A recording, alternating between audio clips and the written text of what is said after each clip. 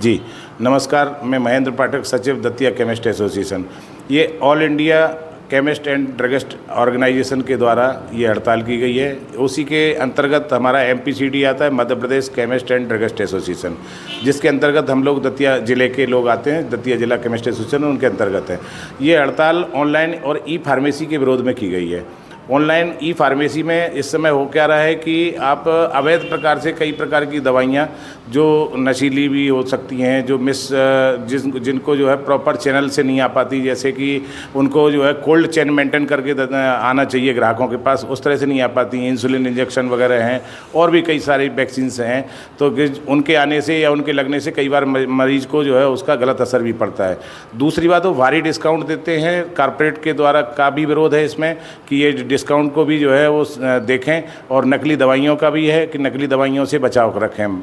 दूसरी बात, अबे GSR 817, GSR 220 कोविड के दौरान जो अमेंडमेंट लाए गए सरकार के द्वारा, वो कुछ समय के लिए था, एक लिमिट समय के लिए था। कोविड ख़त्म होने के बाद उनको वापस ले लेना चाहिए था सरकार को।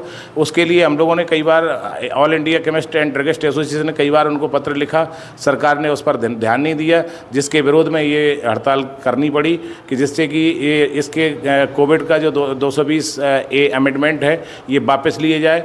ई फार्मेसी कई बार जो ऑनलाइन वाले हैं, ऑनलाइन फार्मेसी के जो बड़े बड़े डीलर्स हैं, जो वो आउटलेट तक खोलने के विचार में है। छोटी छोटी समितियों तक भी ये चीज़ें, गांव तक भी आने की संभावना है आगे भविष्य में, जिससे कि फार्मासिस्ट का भविष्य भी खतरे में आने की उम्मीद है।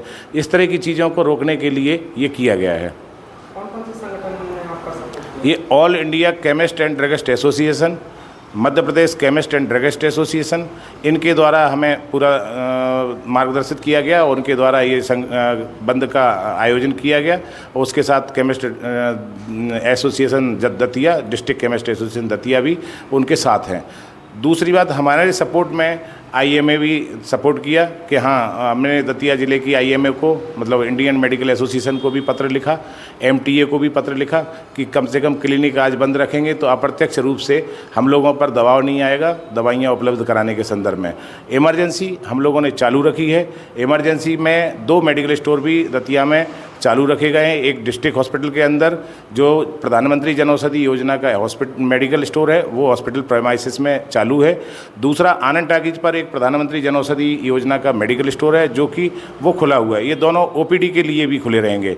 बाकी जो शहर के जितने भी होलसेल प्राइवेट हॉस्पिटल हैं, वो प्राइवेट हॉस्पिटल्स के अंदर जितनी भी फार्मेसी हैं, उनको इमरजेंसी दवाइयाँ देने के लिए हम लोगों ने भी कहा है और उनको पत्र भी लिखा है सभी को कि आप इमरजेंसी आपातकालीन सेवाएं अपनी जारी रखें।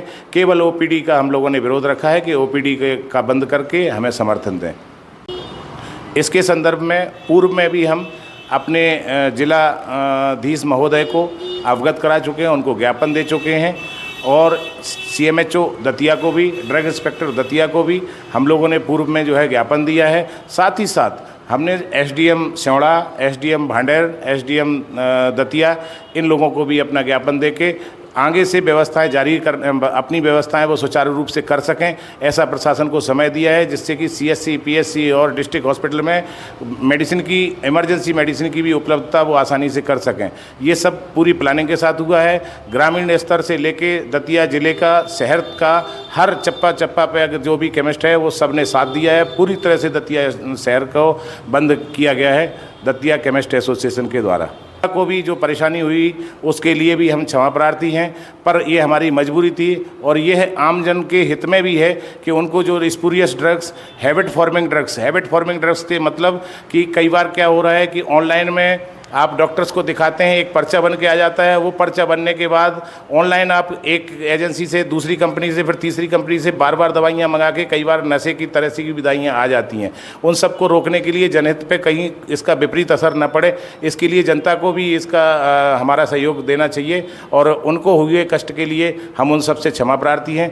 पर हमारी ये मजबूरी थी, आपातकालीन सेवाओं में हम आते हैं, इसलिए हमने 1 दिन का ही बंद, सांकेतिक बंद रखा है। आगे अभी ऐसी कोई योजना नहीं है। कभी ऐसी योजना आती भी है तो सर्वप्रथम हम जो है सूचित करेंगे, इसके बाद ही कहीं आगे कार्य करेंगे। बहुत बहुत धन्यवाद।